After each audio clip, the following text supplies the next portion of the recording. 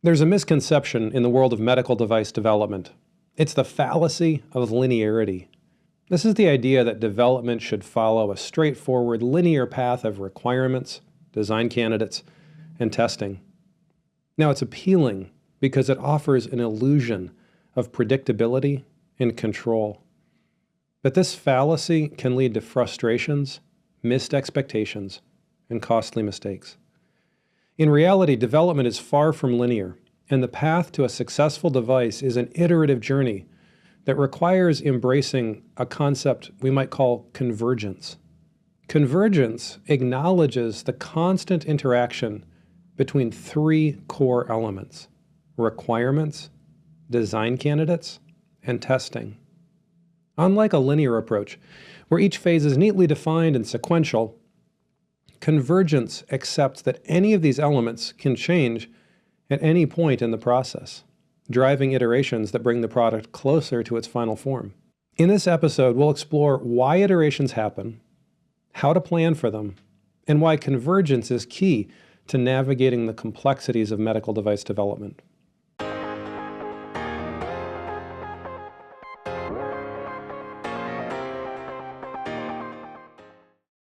So why do so many people default to thinking that development should be linear? The answer lies in how we naturally perceive processes. In retrospect, a completed project can be described in neat phases. Requirements were defined, a design was created, tests were performed, adjustments were made, and from this vantage point, it appears logical that one should be able to outline a development plan and then simply execute it. So theoretically, CEOs, funders, and even project teams understand that iterations are necessary. But in practice, few anticipate the number of cycles needed or what drives those iterations. It begins to feel like an endless loop with goals seemingly forever out of reach. Iterations are driven by uncertainty, by elements of the design whose success is still in question. When a significant design feature is unproven, it actually doesn't make sense to complete other aspects of the project. So examples for that might be labeling or an enclosure. An approach that we can recommend is to develop only until you encounter a critical feature whose outcome is uncertain. At that point, determine whether the feature works or fails before moving forward. Think of it like solving a series of simultaneous equations. If you're a math person, each equation needs to be resolved, and if you could solve them at the same time, that would be ideal. But we know that the solution to one often informs the next. In the same way, medical device development requires tackling uncertain elements sequentially, refining the process at each step. This iterative cycle helps to minimize the risk of costly rework, especially when dealing with major design features. So convergence is the process by which requirements, design candidates, and testing come together in an ever-narrowing cycle toward a final market-ready product. Convergence acknowledges that at any given time, any of these elements can change based on what is learned through testing and iteration. So here's how it works in practice. Refining requirements. Requirements are not set in stone. In the early stages of development, they might be loosely defined, providing room for exploration and adaptation. As development progresses and testing reveals limitations or new possibilities, requirements can and should evolve. This flexibility can ease the process by allowing the team to adjust goals and reduce the complexity of the project. Even in later stages, roadblocks can be addressed by loosening certain requirements. Of course, late in the process, relaxing a requirement inherently shows that the element maybe wasn't a true requirement, but rather a design target. Design targets are fine. You can use them and you should use them. It's when teams say that something is a true requirement, but then finds that they are willing to let it go later on, that maybe it should have been a design target from the start. So design targets thoughtfully keep the design space flexible, aspirational, and well-defined. Element 2 is design candidate. The design candidate is not a final product. The goal of a design freeze is elusive to many projects. But the goal of a design frost can be well achieved using the concept of convergence through iterations. For a particular design candidate, its features, components, and configurations can be altered based on feedback from testing or changes to the requirements. Design freeze is a useful concept, but it should only be applied once there's alignment between requirements, the design candidate, and successful test outcomes that are sufficient for the whole team to consider releasing the product as is. In fact, it's that third element, incremental testing, that really tells you whether you're getting close to a design freeze. Many people say, oh, I need to get to design freeze so I can enter V&V. Well, you need to be doing incremental testing. Testing should begin as early as possible to validate design choices and to identify risks. Not every test needs to be formal. Here, the fallacy is a myopic get to design freeze so we can enter verification and validation, rather than hoping for a one-and-done testing readiness. Instead, choose to focus on many cheap and easy early-stage engineering confidence tests. These can help the team fail fast and cheaply, addressing the highest risk items first before moving to more costly formal testing phases. So let's do a real-world example of convergence, a common situation we encounter at Into Being. Our clients coming to us with a request for a prototype. Typically, we discuss their ideas, define a few basic requirements, and create a prototype that meets their initial expectations. The client is happy because the prototype works. But the definition of works is critical here. The prototype, in fact, meets a very limited set of requirements, typically ones that were loosely defined at the outset. For a regulated medical device, requirements are much more extensive. They cover not only the intended function, but also safety standards, usability, and regulatory guidelines. This means that the initial prototype represents only a fraction of the journey towards an FDA-cleared product. So imagine a client's surprise when they learn that even after developing a successful prototype, the next steps could cost several $1,000,000. This reaction is very reasonable, and it's often driven by a misunderstanding of the iterative nature of medical device development. The prototype may look like it's 90% complete, but the remaining 10% can represent 90% of the work. This is known as the 90-10 trap.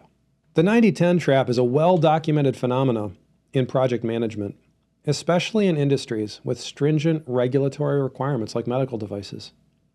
While early development phases may go smoothly, the last stretch involves addressing numerous requirements that were not immediately visible at the outset. For instance, while an initial prototype might solve for, let's say, 6 to 8 basic requirements, an FDA-cleared product may need to satisfy hundreds of requirements. So as a thought experiment, consider that if each requirement costs roughly $5,000 to resolve, I just chose that number simply for illustration, solving 300 requirements under that scenario would cost $1.5 million. While some requirements are straightforward, others may involve complex testing procedures, expensive materials, or custom manufacturing processes. A single $50,000 test or $150,000 mold can impact budgets, quickly dwarfing proof of concept spending. It's understandable to want to rush to formal testing as fast as possible to get through your process as soon as possible. But this is usually a mistake, because discovering a minor error during a $50,000 formal test suite is actually extremely costly. We guide clients toward performing a series of engineering confidence tests first, focusing on areas with the highest risk. By demonstrating the consequences of skipping iterations, you can start to see the value in planning multiple smaller cycles of development. Early-stage testing is a form of risk management, helping to uncover unknowns before they escalate into expensive problems. Now, startups and established long-term companies are very different animals. Convergence manifests differently in startups. Startups often face many undefined variables, requiring a more flexible and iterative approach. Established companies, on the other hand, may actually have a more defined set of constraints, allowing for a relatively linear process. However, the built-in costs of the rigid processes in big companies, they can be immense. So interestingly, business professionals from large companies may lack the familiarity with this idea of convergence, leading them to make decisions that don't account for the need for iteration. Their experience may suggest that a more linear pathway is feasible, but the realities of novel medical device development often contradict this belief. The concept of convergence isn't formally outlined in industry standards. Methodologies like lean thinking and agile development touch upon similar principles. These approaches emphasize iterative progress, continuous learning, and adapting to change, key elements in the convergence process. Here's the key: detailed project tracking also aligns with the principles of convergence by helping teams identify when and where changes are necessary. While convergence isn't formally defined as a methodology, it serves as a valuable framework for navigating the complexities of device development. And risk management is a core component of the convergence process. Early-stage testing, sometimes referred to as engineering confidence testing, can help identify risks before they escalate. This proactive approach helps to minimize the chances of encountering what we call unknown unknowns later in the process, when they can be far more costly to address. By focusing on high-risk areas first, teams can uncover hidden challenges and make informed decisions about where to allocate resources. This strategy aligns with the goal of convergence to bring requirements, design, and testing into alignment as smoothly and efficiently as possible. So how can you embrace this concept of convergence in your development process? First of all, plan for iterations. Accept that multiple iterations are not a sign of failure, but a necessary step towards refinement of your product. Allocate time and resources for early-stage testing and rapid prototyping. Sometimes it can be a good idea to estimate that first phase, that first iteration, and then estimate half as much for the next one and half as much for the third one. Whatever model you choose is fine, there's no right answer, but make sure you plan for iterations. Then prioritize the high-risk elements. Identify the features with the greatest uncertainty. Tackle them first. If something has the ability to affect your entire process, don't worry so much about parallel work. Worry about knocking those out of the way. This approach helps you to fail fast and adjust your plans before investing heavily in elements that may need to be revised. Remain flexible with your requirements. Allow for adjustments to requirements as new information is gathered. This flexibility can prevent scope creep and keep the project aligned with regulatory and market needs. Requirements can be a mixed bag because any good engineering team or development team wants to know what your requirements are.